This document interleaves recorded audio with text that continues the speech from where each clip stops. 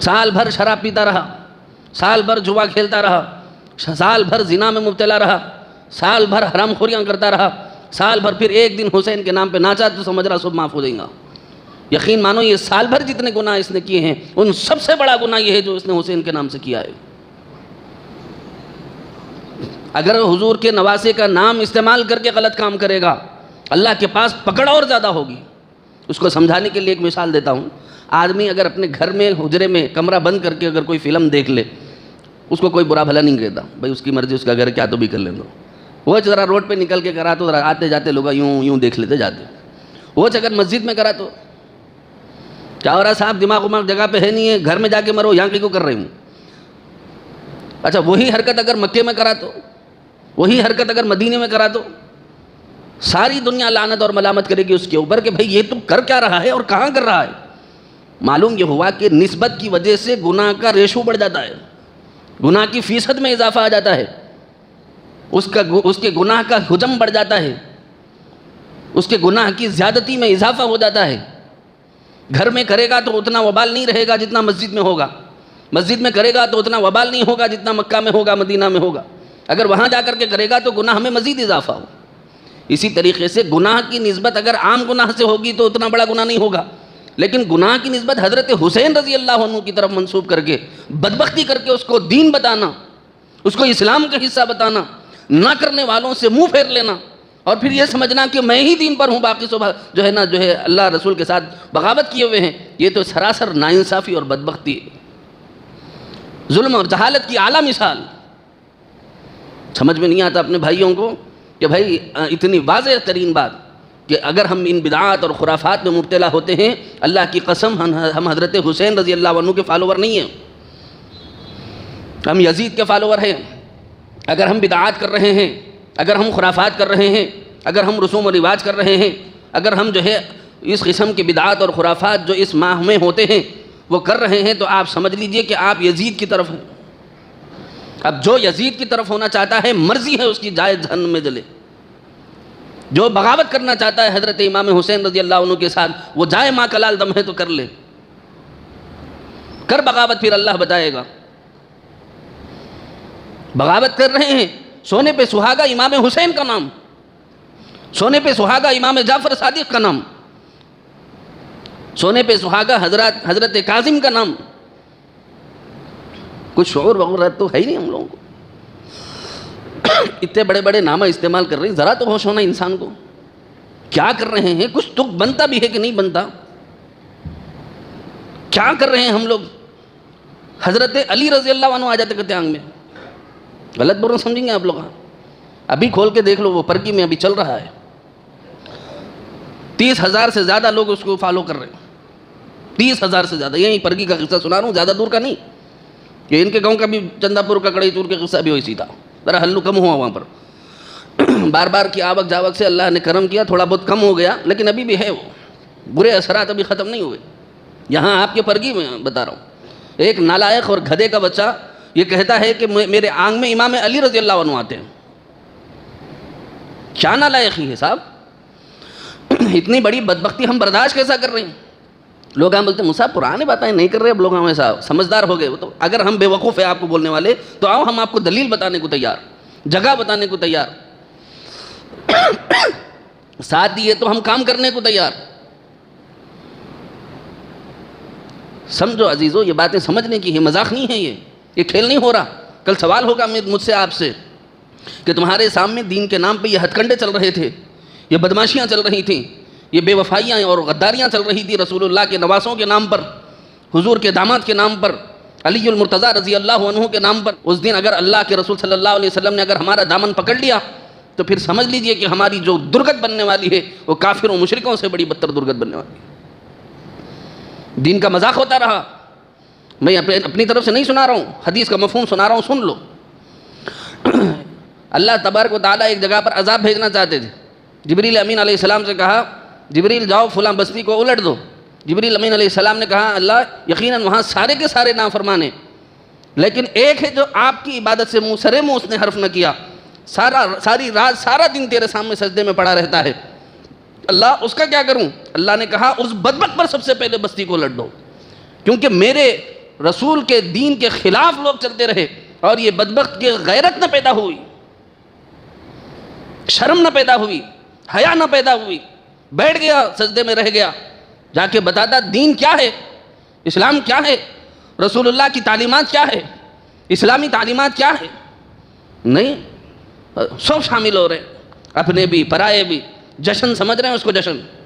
جو جاتا ہے وہ جان لے وہ حضرت امام حسین رضی اللہ عنہ کی شہادت کرنے والوں کے ساتھ شامل ہو کر کے جاتا ہے، ان کے عقائد کو اپنے عقیدے سمجھ کر جاتا ہے۔ بدبختی نہ کرو، حضور کے نواسوں کے ساتھ بے وفائی نہ کرو، داماد رسول علی المرتضیٰ رضی اللہ عنہ کے ساتھ بے وفائی نہ کرو، مذاق نہ بناؤ۔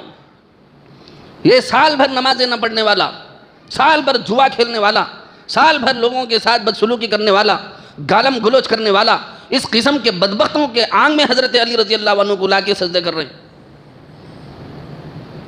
فرد بھی چنا تو کیا چنا، کیسی ذات کو چن رہے ہیں، کہاں چن رہے ہیں؟ کیا علی رضی اللہ عنہ محتاج ہے تمہارے جسم کی؟ اور ایسی بدبختی جا کے دے سجدے مار رہے ہیں، کیا بتو علی رضی اللہ عنہ آگے۔ اگر کہیں ایسا ملے تو ایک چھوٹا نسخہ بتا رہا ہوں، سن لو۔ اگر کہیں ایسا ملے تو ہاتھ پکڑ لینا اس کا اور تھوڑی دیر ایکٹنگ کرنا، اس کی ہاں میں ہاں ملانا، اس کے بعد بولنا آپ علی رضی اللہ عنہ چھے کیا بولو، کرتا انہیں سیدھا نہیں بات کرتا بیٹا، وہ اصل آنگ میں آ گیا رہتا اس کے، کرتا نا، اس وقت میں بولنا سورہ تغابن سنا رہے بولو۔ حضرت علی رضی اللہ عنہ تو حافظ ہے نہیں، سناتا انہیں سورہ فاتحہ یاد نہیں رہتا اس کو، سورہ تغابن کیا سناتا ہوں، سورہ شورا کیا سناتا ہوں، زب بول کے گر جاتا، آتی پھر بوجھ بولنا، آنے ہی نہیں دینا اس کو آنگ میں۔ اگر یہ کریں گے تو خود بخود یہ فلسفے، یہ گندگیاں، یہ حرکتیں، نجاستیں سب ختم ہو جائیں۔ اگر اتنا بھی نہیں کر سکے اپن تو پھر ہم لوگ یہ سمجھ لینا کہ ہم بدعات اور خرافات کو مٹانے کے لائق نہیں رہے۔ اس حدیث کے مطابق بستی کو میرے اوپر آپ کے اوپر الٹ دینا چاہیے، کیونکہ ہم لوگ بے غیرت ہو گئے ہیں، بے حیا ہو گئے ہیں، بے شرم ہو گئے ہیں۔ اسلام کے خلاف کچھ بھی چلتا رہے سب ہضم کریں گے ہم۔ کوئی اللہ کو گالی دے لے ہضم ہو جا رہا، کوئی رسول اللہ کو گالی دے رہا وہ بھی ہضم ہو جا رہا، کوئی قرآن جلا دے رہا وہ بھی ہضم ہو جا رہا، کوئی ایکس مسلم بن کے ٹیم بنا کے کام کر رہا وہ بھی ہضم ہو جا رہا، سب ہضم کر لے رہے، تو پھر مسلمان کہیں گے؟ کوئی علی رضی اللہ عنہ کا نام لے کے علی بن کے بیٹھ جا رہا، چے نسبت خاک ربا عالم میں بات۔ ارے مٹی کو ستاروں سے کیا تعلق ہے جی؟ کس کو کیا کس سے جوڑ رہی؟ اللہ کے واسطے ان نالائقیوں کو اسلام میں جگہ نہ دو، کوئی جگہ دینے کی گنجائش باقی نہیں ہے۔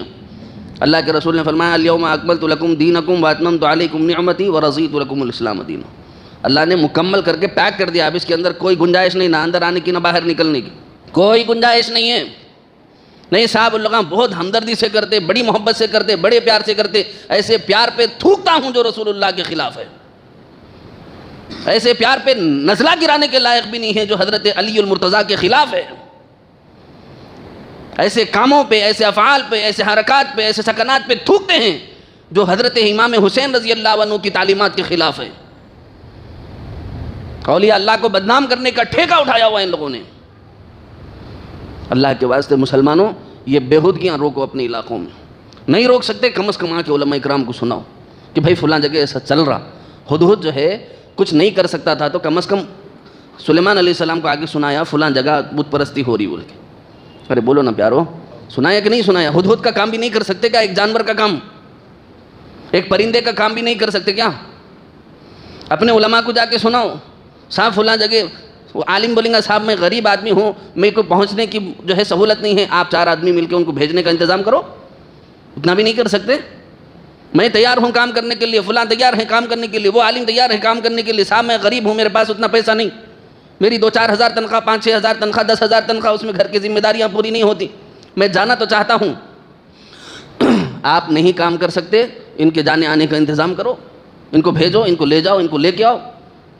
ہمارے امیر صاحب لے جاتے، ہمارے کو پوچھو، یہ بچہ لے جاتا، پوچھو یہ لے جاتا چندہ پور کا۔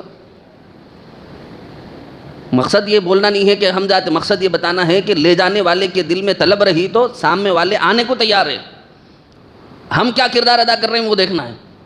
اگر ایسی بدبختیاں چل رہی ہیں، اللہ کا واسطہ دے رہا ہوں، اللہ کے واسطے سمجھو عزیزو، اللہ کی طرف آؤ۔ حضرت حسین رضی اللہ عنہ کا بھی بنشا وہی، رسول اللہ کا بھی منشا وہی، کیا کہ ہم اللہ کی طرف آئیں۔ قرآن مجید میں اللہ نے فرمایا والذین جاہدوا فینا لنہدینہم سبلنا، اور جو لوگ ہماری طرف آنے کی سعی اور کوشش کرتے ہیں، لنہدینہم، ہم ان کو راہ دکھاتے ہیں، ہدایت کرتے ہیں، کس کی؟ سبلنا، کئی رستوں کی۔ اس لیے کوئی خاص کام کو مقید کر کے یہ نہ کو بولو میرا مسلک ٹائٹ تیرا مسلک ٹائٹ، جس کا جواب اس کو دینا ہے۔ جو انصاف سے اللہ رسول کے ڈر کے ساتھ کام کر رہا ہو اس کا ساتھ دیو، باقی معاملہ اللہ پہ چھوڑ دو۔ ظاہر کہ ہم مکلف ہے، انسان ظاہر کا مکلف ہے۔ آپ دیکھ رہے ہیں کہ وہ اللہ سے ڈرنے والا ہے، رسول اللہ کی سنتوں پر عمل کرنے والا ہے، اور شرک سے، بدعات سے، خرافات سے، رسوم و رواج سے بچتا ہے، اور بچنے کے لیے دوسروں کو بھی روکتا ہے، بس اس کا ساتھ دو۔ باطن کا معاملہ اللہ کے حوالے، وہ اس کا اللہ کا معاملہ ہے۔ اسی لیے عزیزو آپ حضرات سے گزارش ہے کہ اللہ پاک فرماتے ہیں لنہدینہم سبلنا، کہ ہم ان کو کئی راستے دکھاتے ہیں۔ سبیل کہتے ہیں ایک راستے کو، سبل کہتے ہیں کئی راستوں کو، سنگولر پلورل جس کو بولتے ہیں نا آپ لوگ، واحد اور جمع۔ سبلنا، اللہ فرما رہے ہیں کئی راستے ہم دکھائیں گے۔ اس لیے کوئی مخصوص راستے کو یہ بولنا کہ یہ سے دوسرا غلط ہے، یہ مناسب نہیں ہے، خاص طور سے اس دور میں مناسب نہیں۔ اس وقت میں نا اتفاقیوں میں، اختلافات میں پڑھنے کا موقع نہیں ہے۔ اس وقت اتحاد کی ضرورت ہے، اس وقت مل کر رہنے کی ضرورت ہے، اس وقت مسلمانوں میں ایک جٹ ہونے کی ضرورت ہے۔ اللہ کریم مجھے اور آپ کو فہم صحیح عطا فرما دے، قرآن اور سنت پر چلنا ہم سبوں کے لیے آسان فرمائے۔ جو احباب سنت نہیں پڑھیں پڑھ لیجئے۔